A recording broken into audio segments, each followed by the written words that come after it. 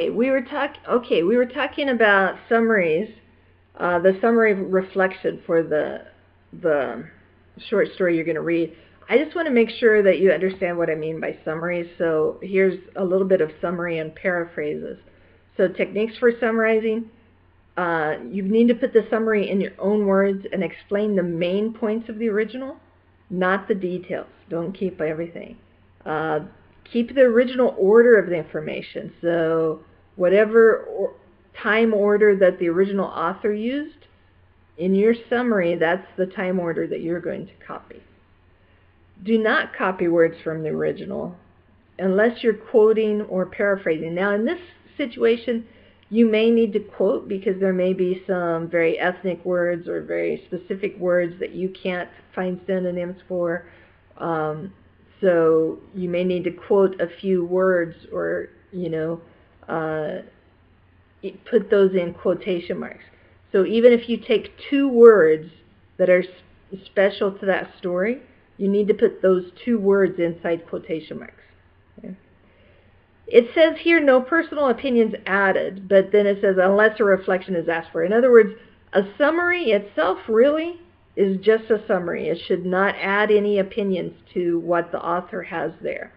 On the other hand, if your professor is asking for a reflection in addition, then the reflection is your personal opinion. So I'm asking you to do a summary reflection. Usually a length of a summary is 20 to 30% of the original. And a summary should include, you need to include your source. So you're learning, I think, about research. You've learned that in your writing classes and stuff. So the article name, the author name, the year, etc. Any source that you can find. This is web. All of these are from web links, so you can put down the web link as a source also. Okay. And then paraphrasing is a little bit different. It's the same in that you use different words but keep the same meaning. Paraphrasing really emphasizes synonyms or changing word forms. So a change in word form, for example, would be teacher, would maybe change to teaching. So it's the same basic word, but you're changing the form of the word. In paraphrases, you change the order of the information, the grammar structure. So usually paraphrasing is dealing with sentences, one or two sentences. So you're looking at whatever came at the beginning of the sentence in a paraphrase is going to come at the end. And you're just going to switch the order of the information, which you do not do in a summary.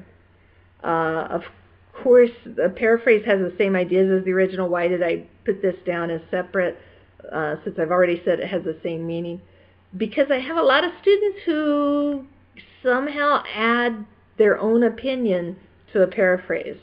So even adding one or two words, but if they have the wrong meaning, you can't do that. You can't add ideas. You can't interpret or evaluate the author's meaning and add your own interpretation to the paraphrase.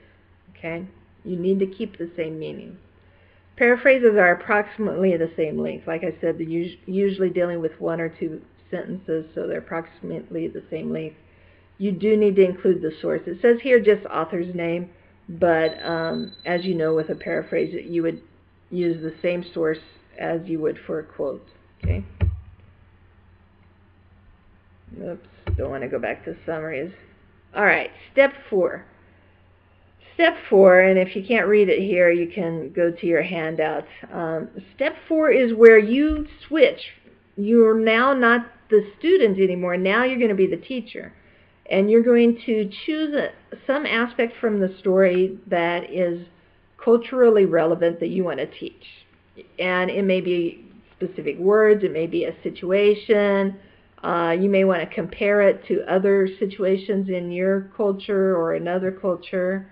But you're going to choose something that would be appropriate for EFL or ESL students and then create a handout based on that. Create an activity and a handout based on that.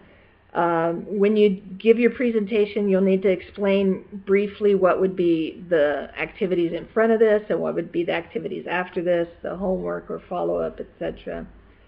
And I really don't want you to teach just superficial culture. Try to get down to a little bit deeper.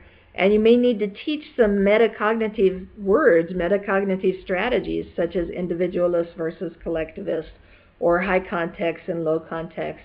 Don't teach the students, try to teach them too much, but if they need to know one or two concepts about culture in order to really do the activity and learn the activity, then include that also in the handout or in the learning activity.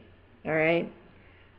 You also need to decide what type of class, where it is, what the language function is, what the age is, and include that information in your oral presentation. Okay? All right. We will move to the third part of this video.